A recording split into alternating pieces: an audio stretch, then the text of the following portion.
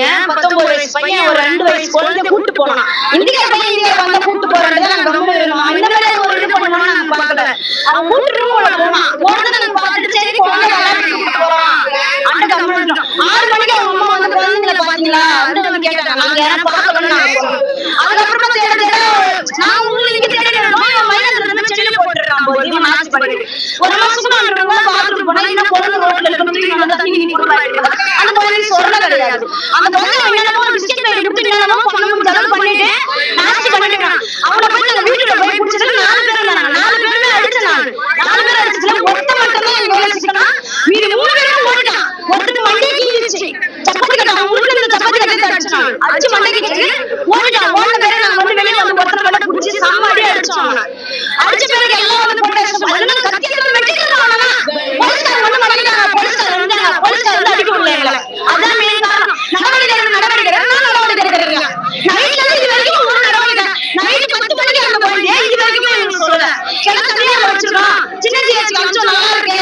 பெரிய ஜிஹெச்ல இருக்கீங்கன்னு நீங்க சொன்னாங்க. காலையில நாங்க போன் பண்ணி இன்ஃபார்ம் பண்ண பேருக்கு எல்லாருக்குமே தெரியுது. இந்த மாதிரி குழந்தை இறந்துருச்சு.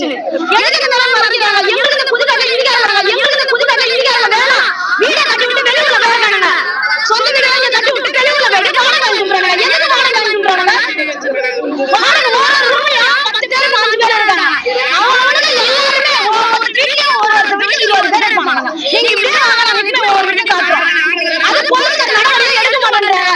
இன்னும் நம்ம கம்ப்ளைண்ட் கொடுத்தாலும் நாங்க வரப்போம். அந்த நடவடிக்கை தமிழ்நாடு இந்தியா ராஷ்டிரம் கம்ப்ளைண்ட் கொடுத்தா ஒன்னே தமிழ்நாடு அடிச்சு வந்துடுறேன். அப்படியே நடக்குது. இப்ப இந்தியா தப்புனா இந்தியா வேணான்றா அதுக்கு ஒரு நடவடிக்கை எடுக்கல. நாங்க அதான் கேக்குறோம்.